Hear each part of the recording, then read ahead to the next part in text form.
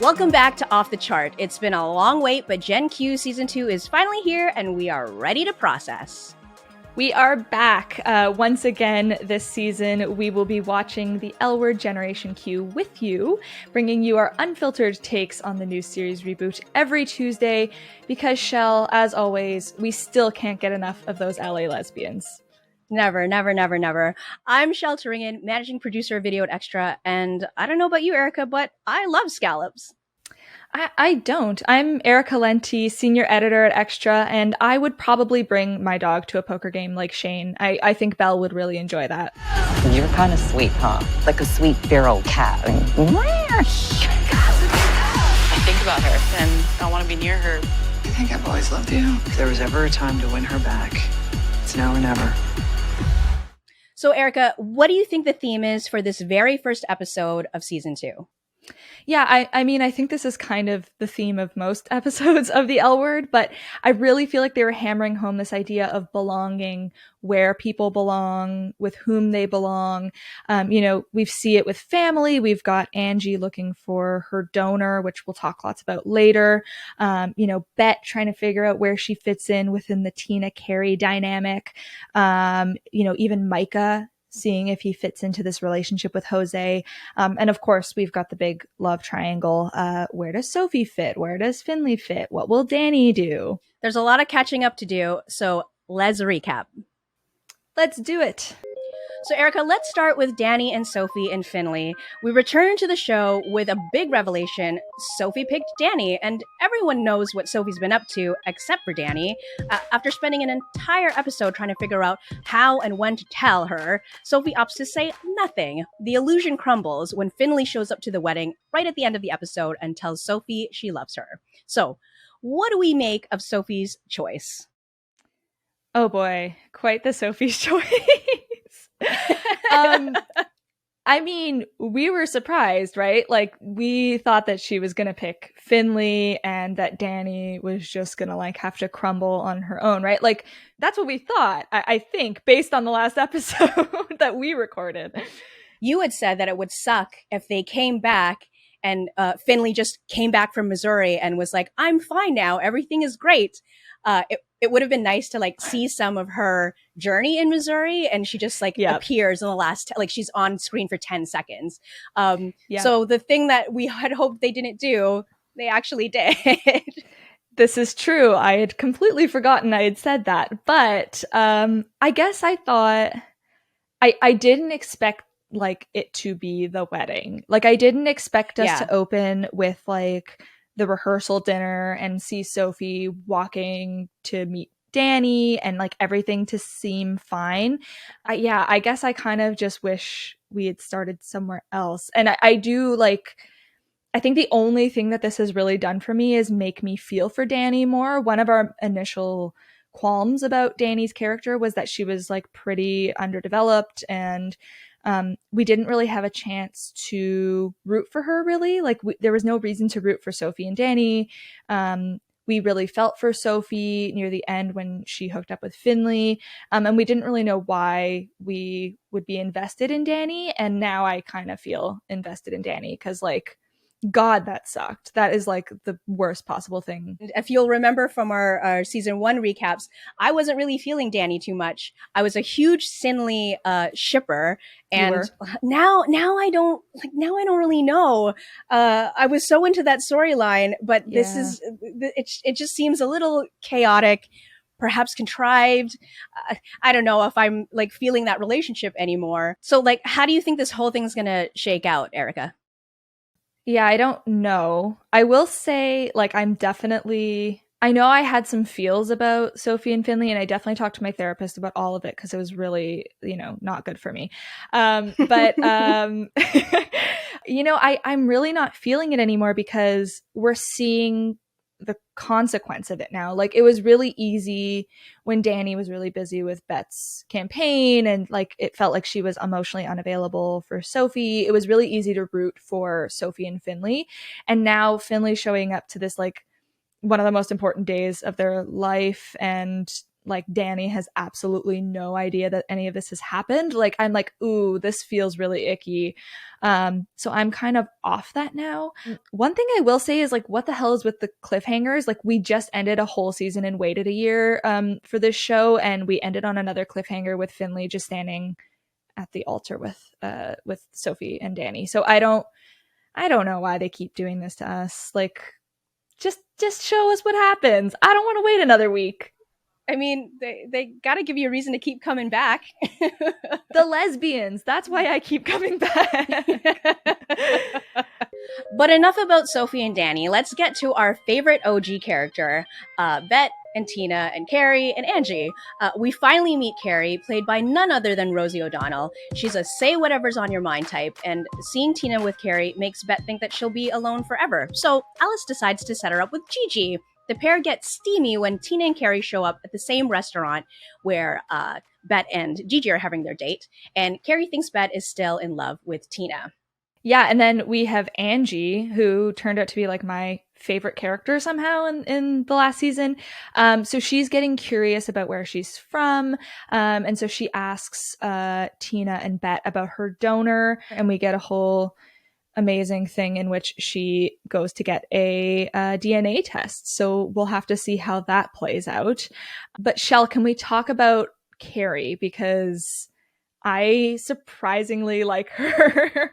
I also loved Carrie, and I was shocked. I think Rosie O'Donnell plays this butch lesbian part beautifully. I think the stark contrast between Carrie and Bette is really interesting, and I can kind of understand why Tina loves Carrie and wants someone that's completely different from Bette. Yeah, and I was kind of like, oh, they picked Rosie O'Donnell, like the lesbian of all lesbians, to come on the L Word, and so I was sort of like about it. But she was great. Like her comedic timing was fantastic. I think she provides a lot of like she breaks the tension between Tina and Bette, because I do think deep down Bette still loves Tina. I mean, I think that we saw that last season. And I think she breaks a lot of the tension between them. And she adds a fun kind of dynamic to the couple. I think Tina can be a bit dry. So the show often has to pair her with these really interesting people. Bette is incredible, of course. Carrie's funny and really says whatever's on her mind, like you said. So I think she's going to be fun, but it should be interesting to see what happens to Bette in the midst of all of this. Let's talk about Bette and Gigi. Do you ship it?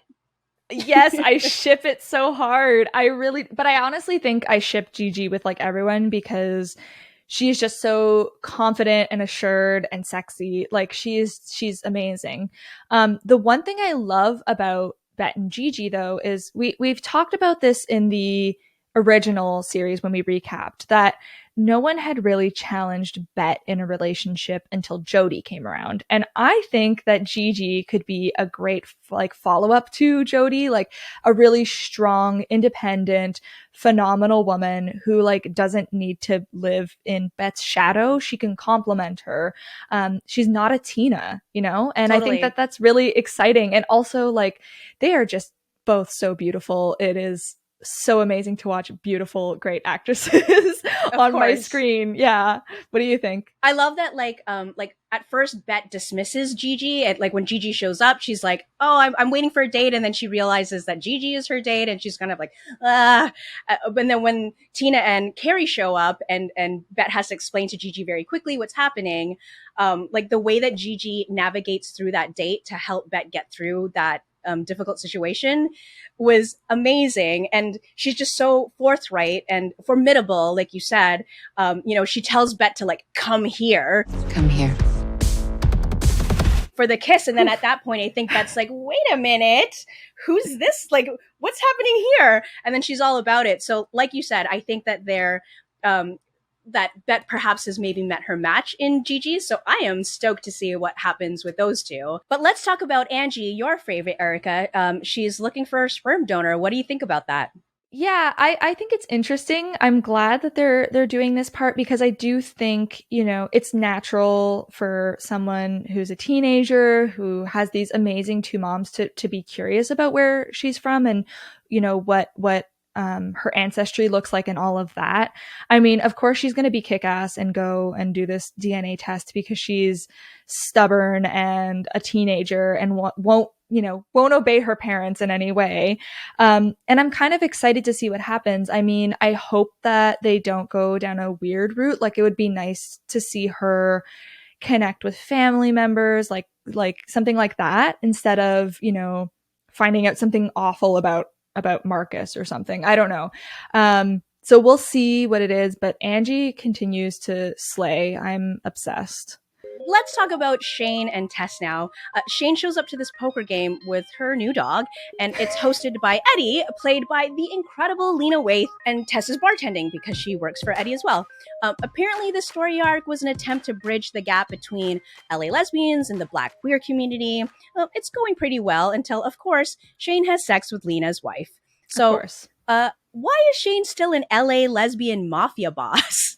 Yeah, I don't really understand this. Like, we don't think Shane is that cool anymore, right? Like, she's, you know, these like weird wide collars. She looks like a mafia boss. She looks like she could fit into the Sopranos cast of the early aughts. Yeah, I don't totally buy the whole Shane swagger thing anymore. Like, I kind of bought it in, you know, the whole like LA Lothario, lesbian Lothario thing in the original series. But girl is 40, like, she's super, well, I guess she's not that rich anymore, or she is. It's not really clear anymore, because remember, season 1 premiere, she's hopping off a private jet. Now she's going to some weird underground poker games with a stray dog. I'm a little confused. I honestly don't totally buy it anymore. I don't know how you feel, Shell, but it's a little overwrought to me. I would agree, but to that I will say that I think pairing Shane against Tess kind of tempers that a little bit, because Tess is very playful with Shane and flirty and kind of like calls her on all of that stuff. I really love the friendship or the relationship or whatever is happening there between them. They seem to be getting closer. I hope that this means that we'll see more scenes with Shane and Tess together, and that something might happen there. So I think while you're correct in that Shane is no longer, you know, like the Fonz, I think that Tess really is a great complementary character to that. Yeah, Tess is great, and I've loved her evolution. Like, I'm really glad they seem to be giving her some more airtime. I don't know if this is sort of a one-off because of this poker game storyline, but I'm really excited to see more of her. Do we think that there's going to be a Shane and Tess hookup? And do we hate it if it happens? I mean, I wouldn't put it out of the realm of possibility, and I would love to see it. I don't know about you. Yeah, I'm sort of torn because I do like the vibe that Shane has when she's around Tess. Mm-hmm. But I also think there might be a weird, like, how old is Tess supposed to be vis-a-vis Shane? And we kind of got like a parental sort of vibe around like Finley and Shane. And I feel like that could expand to Tess too. And so I don't know how I feel about it. I think I might just have to wait and see. I love Jamie Clayton. I love that she has this role on this show. I love trans representation. Like, I love this, whatever is happening between Shane and Tess. So I'm looking forward to more of it. But let's talk about the best cameo in this episode. Lena Waithe is here. When she appeared on the screen, I was like, yes! How did you feel about that? Yeah, I didn't think they could top Megan Rapinoe from last season, and then they just opened with Lena Waithe. I liked her. I thought she was like really fun in the episode. I did feel, and like maybe I'm totally off base, this did feel like a bit of a kind of Poppy character. I liked Lena Waithe. I wish they would use her for more, and I kind of wish her character was a bit more, and I know she's a guest role, but it would be nice to see them flesh her out a bit more as opposed to just this, like, you know, Black lesbian running a poker game as like a Black counterpart to Shane, which is essentially what Poppy was, as like a Latina counterpart to Shane.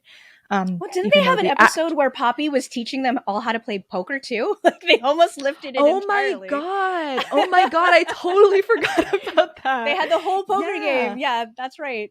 Okay, so let's talk about Alice for a little bit and Nat. We learned that Alice is writing a memoir on top of doing her TV show, and it's keeping her very, very, very busy. So she doesn't have a lot of time to spend with Nat, who she is recently hooked back up with in a monogamous relationship. But because Alice is so busy, Nat is at home just watching Law and Order. Now, would you read Alice's memoir? I mean, yeah, just for the stories about Lenore. Like, I want to know what crazy. Yeah, I want to know the crazy antics about the time Shane fucked her mom. I want to know all of the, there's so much in Alice's life. And I imagine she would probably bring like that nice humor to the heavy stuff. I mean, like, we've seen how how Alice's character is able to do that, even in heavy scenes like with Dana, before Dana died and when she was sick.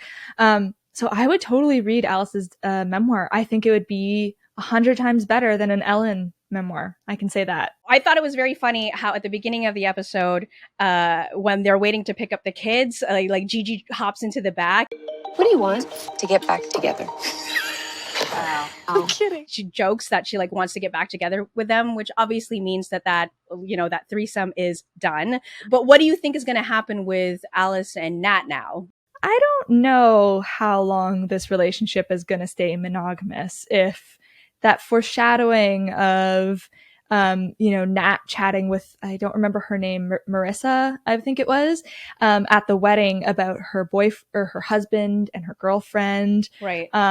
And she was like, it sounds like a really interesting, setup that they've got. And Alice is just like, So I wonder if we're going to dip our toes into polyamory again, which could be really interesting to see happen, because we saw the throuple, and now we get to see what happens if after the throuple dissolves, if there's something else, Totally. I also think it's funny that if the writers are trying to explore polyamory in the show, that they've decided to place it onto a character like Nat, who we said last season seemed really boring.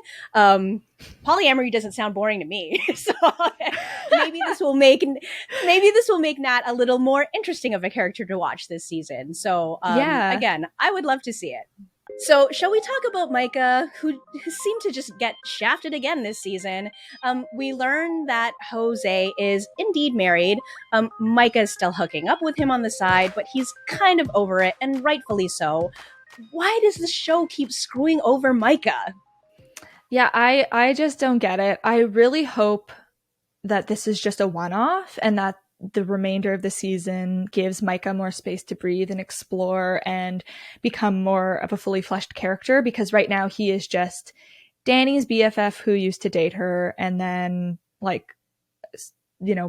Jose's other half. It makes me really sad that they did this. Like, we had talked about this in the last season of the podcast, how it's so annoying to watch trans men as characters like find love and then just have it ripped away from them, and they turn into these sad caricatures. Like, I want a character who, like, either they're in a loving relationship and they're supported and it's lovely, or like they're hooking up, they're fucking, they're loving their life and like they're embracing it and owning it.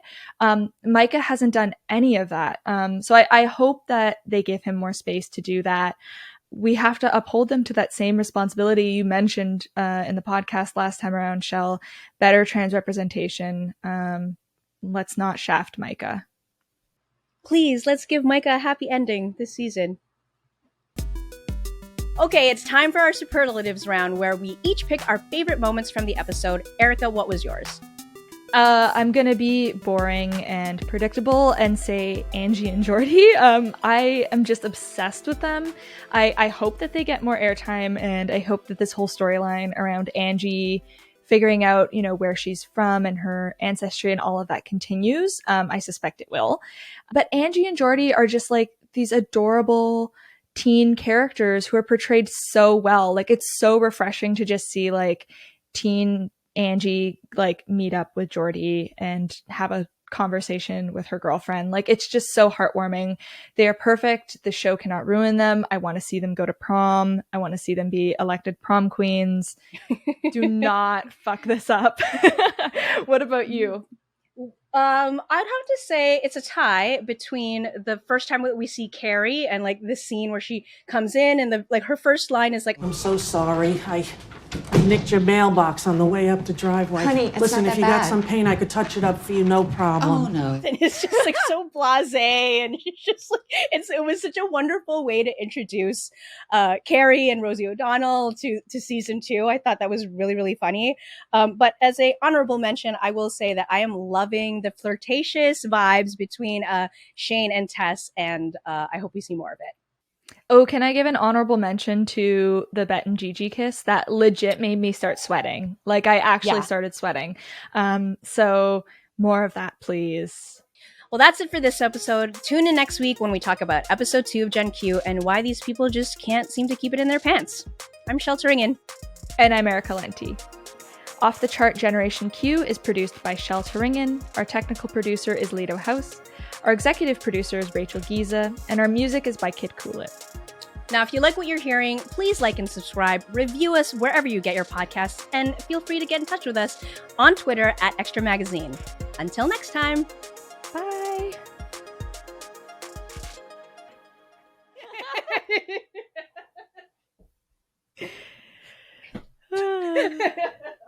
I don't know. I might fall over because I'm standing on like 4 pillows. Okay.